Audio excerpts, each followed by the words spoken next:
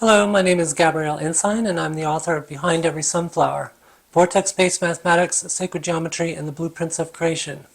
This is my second video out of an 8-video series, and it's called A Map to the Aether.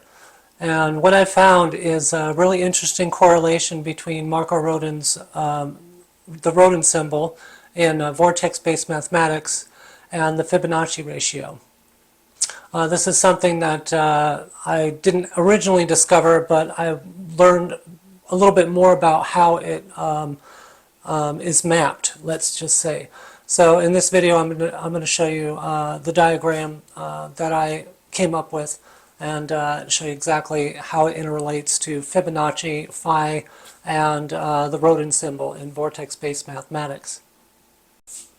So a lot of people in sacred geometry are really familiar with this something called the phi ratio, or the Fibonacci spiral, the golden mean, the golden ratio. It's a mathematical, geometric function of the universe. It's found almost everywhere. We can find it all the way within the structure of our body, all the way to spiral galaxies. I'll show you a few examples real quick before I show you my my diagram. But you can find it within like any kind of vortex, tornado, spiral kind of phenomenon that goes on in nature. We commonly find it in sunflowers, hence the name of my book. You can even find it in the spiral of the human ear, and even at vast distances like the spiral of the arms of a spiraling galaxy, and other examples in nature. Here are a few examples of the ratios that happen in the human body, and it's going to be a ratio of 1 to 0.618. So let's say this bone on your finger is well, actually, let's say this section right here on your hand, if you can see it. It's hard to see on the video. This would be, if this is the measurement of 1, then the next bone up would be a measurement of 0.618. And then, of course, if you take that measurement as 1, the next bone would be 0.618. And then let's say you take a measurement that as 1, the next bone would be 0.618 as it moves down your fingers. It's also in your face as well, within your torso, from your legs to your belly button. Here's another example. Between the knees and the belly button as a ratio of 1, then the upper half of the body would be a ratio of 0.62 or 1.618. We can even find it in our teeth, different ratios between the sizes of teeth, and then the height to the width of the two front teeth. If you were to take a statistical analysis of a core sample of however many people, thousands, it would eventually converge on a mean of about 0.618. So it's all throughout history. You can see it. We've found it in the Parthenon in Greece, and you can find it in the Taj Mahal. You can find it in the Great Pyramid. You can find it in art, and all kinds of different structures throughout history. This is Leonardo da Vinci's The Last Supper, and it's just replete with the golden ratio as well. And then, of course, Leonardo da Vinci was fascinated with the golden spiral, and he incorporated that into the Vitruvian Man. So within vortex-based mathematics, we have the Rodin symbol. If we were to look at the Rodin symbol, of course we have the 1, 2, 4, 8, 7, 5 doubling circuit, which I told you about in the last video, how that came about. And then we have the 6, 9, 3 flux field. Now 9 is the center of the entire system, right? And I showed you that in the last video how 9 is also represents source, or God consciousness. It is the ether, the 0 point. Within this diagram, we see 9 as the central balance.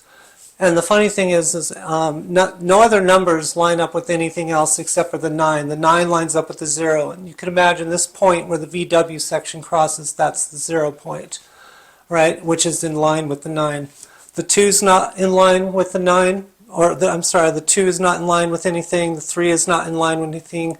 The 1, the 4, the 5, the 8, the 6, or the 7 line up with nothing vertically except for the 9. And this point right in the middle, which crosses the VW section of the Rodin symbol. That's what Marco Rodin calls the point of unity. That's the emanation point, the source point. That's where all creation emanates from the world of spirit, the ether, the infinite flux, and comes into this world. And what's very interesting, I ended up finding online somewhere, Nassim Haramein was talking about how the Rodin symbol lined up with the phi spiral. And I was only able to find like crude images of how they did that. And I don't think he was the only one that was trying to do this. And so I wanted to find out exactly how is this structured let's say in geometric terms. Like if you look at my book, everything's within a sketched graph grid diagram kind of layout. And so I want to find angles, I want to find definite points. And so within the Rodin symbol here, I was able to determine what that actual geometry was. If I were to find its proper angles and its alignment and exact alignments. So really how this started out was I was trying to figure out how to start this. Where would I begin? And it was a weird moment of intuition, I guess you could say. For some reason I was guided to open up the Ancient Secret of the Flower of Life by Drumbelow Melchizedek. And I saw a diagram of the layout of the Pyramid Giza complex lining itself to the Sphinx at a 30-degree heliacal rising of Sirius, as I believe the terminology was. And so I thought, well, why not try 30 degrees? It's a harmonic number on its own. And so what I did is I took the point in the middle of the diagram and I placed it at 360 degrees. And then I plotted the phi diagram itself right in the center at a 30-degree angle.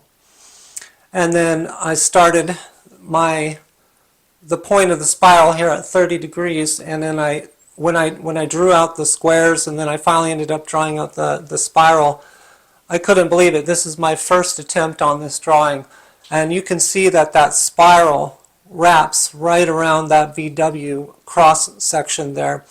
And what's really interesting is if you were to replicate this in a CAD software, you would find that spiral would infinitely spiral around that central point of unity in the Rodin symbol, that emanation point where all things emanate from, and it would never reach it because you can't measure the immeasurable in the physical world of something that comes from the ether. It's like trying to measure a waveform exactly like the split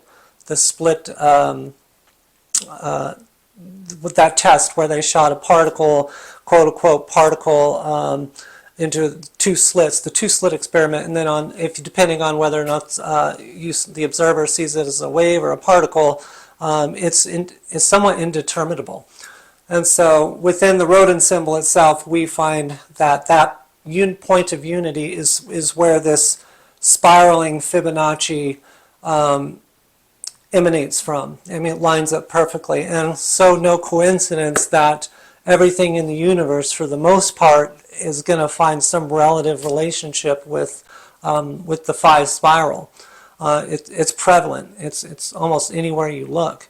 And so since everything in the universe basically, for the most part, comes from phi or Fibonacci, I find it quite fascinating that it maps out perfectly on the Rodin symbol. This is a map to the ether. If you're going to develop any kind of advanced physics technology that has to do with tapping into the nature of the universe or tapping source energy, then somewhere it's going to have probably relative resonance ratios that you'll find phi is going to be present there, or some level of sacred geometry, which which phi is inherent in a lot of that. And so, real quick, there was another diagram that also is really kind of explains what I'm talking about here. Bob Grenier, who's one of the world's leading experts on ball lightning, he was, between him and some of his followers, were able to determine that there's this sacred geometry inherent within plasmoids, which is a plasma toroid. And so when he was looking at scanning electron microscope analysis of the thunderstorm generator and other plasmoid reactors, and finding that the embedments the plasmoid embedments within these reactors were showing certain patterns. And so he kind of mapped that out and found that that there was a sacred geometry that was replete with the golden ratio. We can find that from down here, this would be like the central sphere within this culminating vortex collapse, measured all the way up to the center point within the two yin-yang structure to the top of this sacred geometry is a phi ratio itself. And then right within this vortex collapse, it follows a golden ratio kind of a restructuring.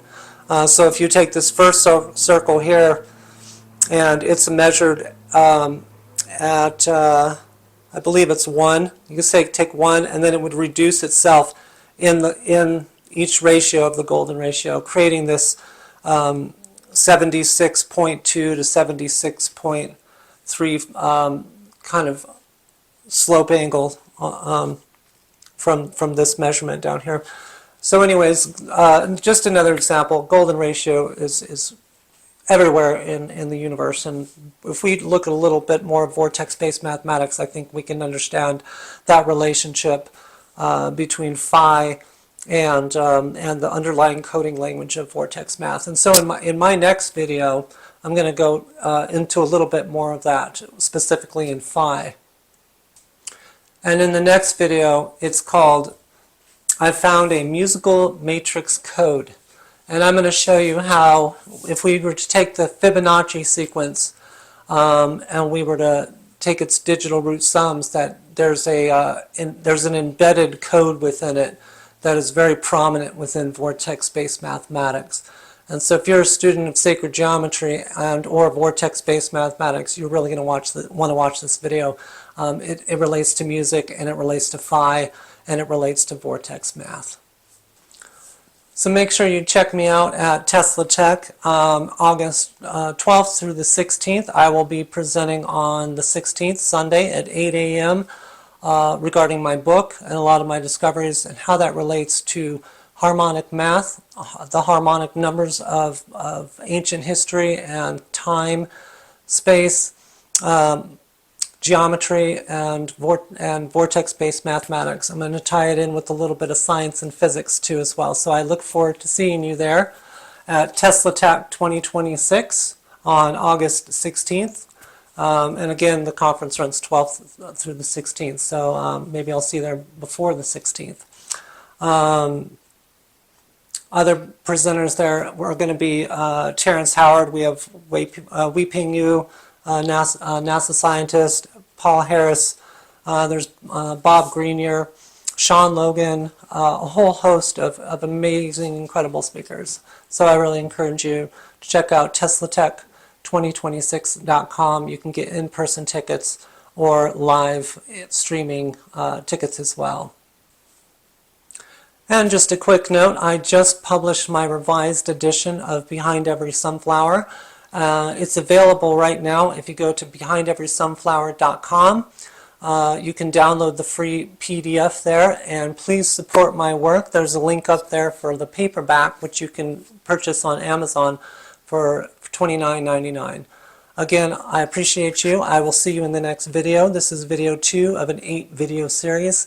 Please like and subscribe, and I'll see you next time. Thank you.